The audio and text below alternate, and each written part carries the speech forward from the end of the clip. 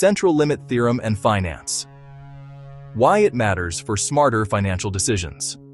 Finance is often seen as a world of money, markets, profit, and risk.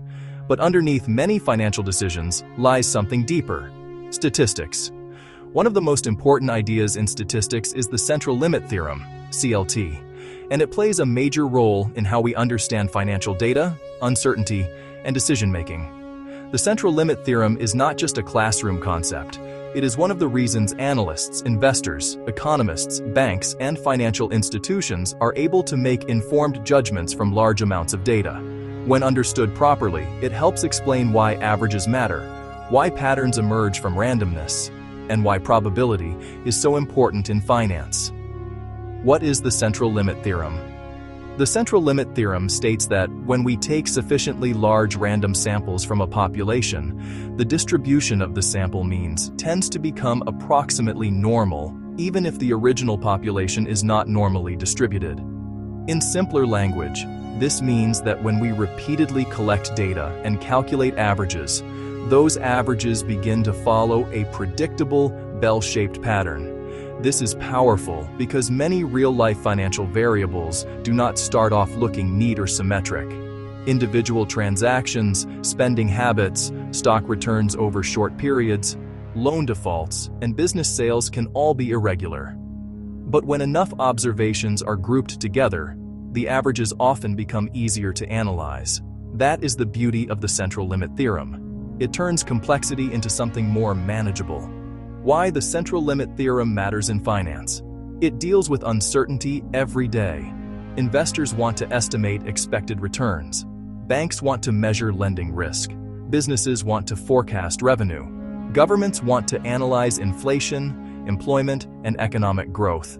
In all these cases, professionals are often not looking at every single possible outcome in the entire population. Instead, they use samples and sample averages to make decisions.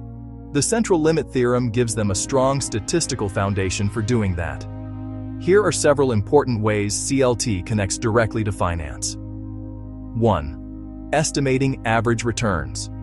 One of the biggest uses of CLT in finance is in estimating the average return of an investment. Suppose an investor wants to know the average monthly return of a stock portfolio. Daily or monthly returns may move up and down unpredictably. Some months may show large gains, while others show losses. The raw data may look messy, but if the investor takes repeated samples of returns and studies their means, the Central Limit Theorem tells us that those sample means will tend toward a normal distribution as the sample size increases. This makes it possible to estimate the mean return, calculate confidence intervals, assess how reliable the estimate is, make better investment decisions based on data rather than guesswork. In practice, this helps investors answer a key question: what is the likely average return, and how certain am I about it? 1. Risk measurement. Finance is not only about return, it is also about risk. Risk refers to the uncertainty surrounding financial outcomes. A company may earn less than expected, a portfolio may lose value, a borrower may default, a project may not generate enough cash flow. The Central Limit Theorem helps risk analysts work with sample data to estimate population behavior. Because sample means tend toward normality, analysts can use probability methods to estimate the chances of extreme outcomes. For example, financial institutions often need to answer questions like, what is the expected average loss in a group of loans? What is the probability that returns will fall below a certain level? How far might actual results move away from expected results? CLT supports these calculations by making the sampling distribution more predictable. 1. Portfolio analysis.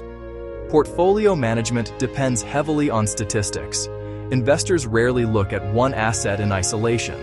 They build portfolios containing stocks, bonds, mutual funds, ETFs, or other investment instruments.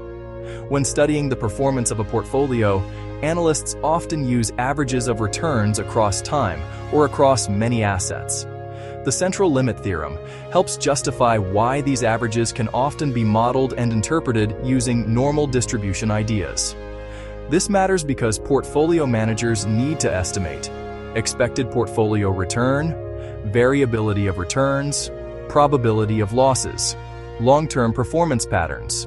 Without concepts like CLT, financial modeling would be much harder and less reliable. 1. Market research and consumer finance. The Central Limit Theorem is also useful in personal finance and business finance research. Banks, credit unions, insurance firms, and financial educators often collect sample data on consumer behavior. They may study average household spending, average debt levels, average savings rates, average credit card usage, average loan repayment behavior. The original data may be skewed because some individuals spend far more or save far less than others. But with large, random samples, the distribution of sample means becomes more regular. That allows researchers to estimate broader financial trends more confidently. This is one reason surveys and sample-based financial reports can still be useful, even when the full population is too large to study directly. 1. Forecasting and decision-making. Financial forecasting always involves uncertainty. Businesses forecast sales, expenses, profits, and cash flow. Governments forecast tax revenue, inflation, and economic growth. Investors forecast future returns and market movements. While no theorem can remove uncertainty completely, the Central Limit Theorem improves the quality of statistical estimation. It allows decision-makers to work with sample averages and make probability-based judgments. This matters in budgeting, planning, pricing, and strategy. For example, a company may not know exactly what future monthly revenue will be. But by using historical samples and applying statistical reasoning, it can estimate a likely average range for future performance. That creates stronger decision-making than relying on assumptions alone. A simple example in finance. Imagine a financial analyst studying the daily returns of a stock. The daily returns themselves may not be normally distributed. Some days may be calm, while a few days may show sudden jumps or drops. Now suppose the analyst takes repeated samples of 30 trading days and calculates the average return for each sample. According to the Central Limit Theorem, the distribution of those average returns will begin to look approximately normal, even if the individual daily returns did not. This allows the analyst to use the sample mean and standard error to estimate the stock's average behavior over time. That is extremely valuable in finance because many decisions depend more on average performance than on one isolated day. Why this is important for financial literacy. Understanding. The Central Limit Theorem is not only for statisticians or investment professionals, it is also important for financial literacy. Why? Because it teaches an important lesson. One single outcome does not tell the whole story. A person may make one profitable trade. That does not prove a strategy is reliable.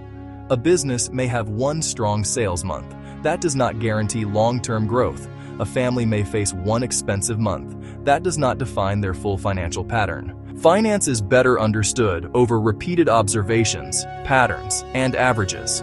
CLT reminds us that smart financial thinking requires looking beyond isolated events and paying attention to long-term data. This mindset helps people become more patient, analytical, and disciplined in how they think about money. The role of sample size. A major idea connected to CLT is sample size. The theorem works better when the sample size is large enough. In finance, this means conclusions based on a few observations can be misleading. Looking at only 3 days of stock prices or 1 month of business income may not give a reliable picture. But larger samples usually provide better estimates. This is a valuable practical lesson. Small samples can produce unstable conclusions. Larger samples tend to produce more reliable averages. Wise financial decisions should be based on enough data limits of the Central Limit Theorem in finance. Although CLT is powerful, it should not be used carelessly. Financial markets are influenced by many complex factors, including human behavior, economic shocks, policy changes, crises, and unexpected events. Some financial data may have extreme outliers or heavy tails, meaning unusual outcomes occur more often than a normal model would suggest. So while the Central Limit Theorem is very useful, it is not a magic formula. Good financial analysis also requires judgment, context, and awareness of real-world risk. Still, CLT remains one of the most important starting points for understanding how statistical inference works in finance. Final thoughts. The Central Limit Theorem is one of the most practical bridges between mathematics, statistics, and finance. It helps transform raw financial data into meaningful insight. It supports estimation, forecasting, risk analysis, and informed decision-making. In a world where money decisions are often driven by emotion, noise, and uncertainty, the Central Limit Theorem reminds us of something powerful. When data is gathered properly and analyzed wisely, patterns begin to emerge. That is why CLT matters in finance. It helps us move from randomness to reasoning, from scattered observations to reliable averages, from financial confusion to statistical confidence.